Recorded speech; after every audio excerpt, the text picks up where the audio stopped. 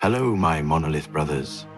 This is Faust, and today I will tell about all mutants, from Stalker 2, which was cancelled in 2011. This game was different rather than our Stalker 2 Heart of Chernobyl.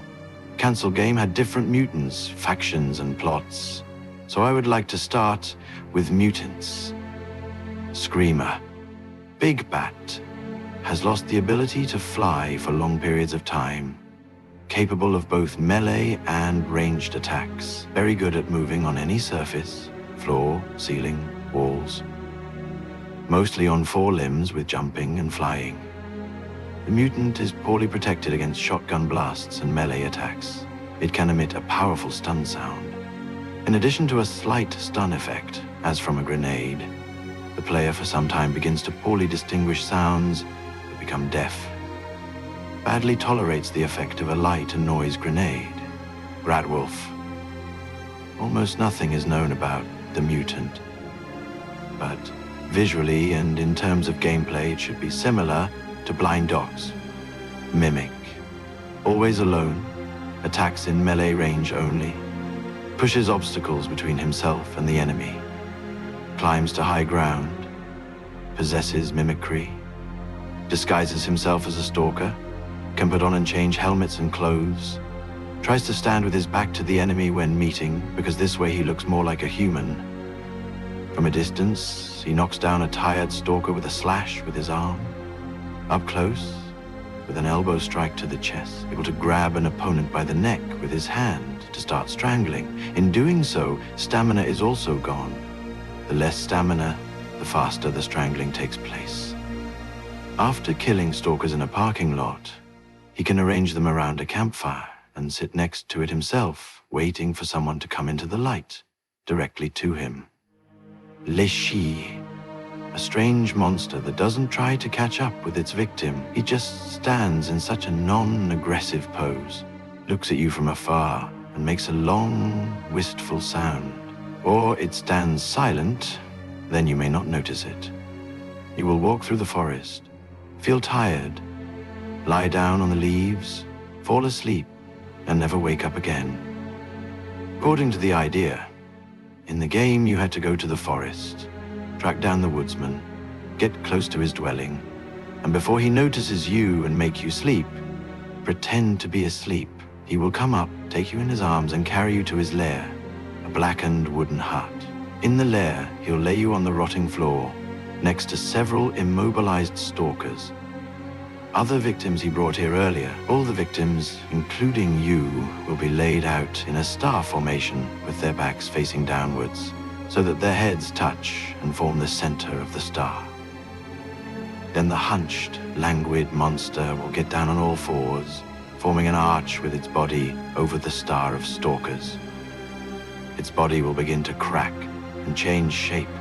The gaps between the fragments of tree bark covering its body will begin to separate and expose its vulnerable insides. At this point, you must draw your weapon and shoot him in the guts. Log. Raw, half-rotten log, inside of which there is a fragment of a human face with one eye and upper jaw. The body is devoid of hair and epidermis. Muscles and tendons are bare. Muscle tissue is partially torn and hangs from the monster's body like a bundle. There are no signs of sepsis. Possesses what appears to be 6 main limbs, 4 of which it uses for support and 2 more, presumably for attack. It also has a number of auxiliary underdeveloped limbs. To the 4 supporting snags, by means of connective tissue are attached fragments of tree bark of considerable size, by means of which the log is camouflaged. Pig. The docile farm animal didn't die in the abnormal energy release, but it lost its own consciousness and will. Its control center is now somewhere in its torn, rotting belly. Looking outward from the huge hole, the inner parasite creature senses the pig as its own body and tries to control it. It moves with great difficulty because it considers the side of the pig to be its. When it sees an enemy, the creature tries to attack it. It begins to roar wildly, move its thin paws, with small, underdeveloped hooves, stagger towards the player with its disfigured side, moving its 5 twisted legs and constantly stumbling. The pig's head is dragging on the ground. Scrooch, a creature that lives only in areas without light, somewhat similar at first glance to a snorkel. The Scrooch is upright and less agile than the snorkel. It feeds mainly on rats and screamers. The upper part of the face, especially the blinded eyes, retains the main resemblance to a human. The lower part of the face has rotted away and exposed bones and chewing muscles.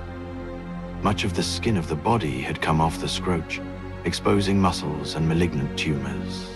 Perhaps the Scrooch is an underdressed bloodsucker, or one of the parallel branches of gene shifting in humans, which is what it more closely resembles in appearance. But the differences seem obvious. The creature has several rows of sharp teeth, ears without ear flaps, and lacks some of the vegetation. Its main feature is that it does not come into the light and goes into the shadows from the lighted line. Widow, a mutant planned in the early stages of development for Stalker 2. From the mutant remained only concept art from 2009. Nothing else is known about him.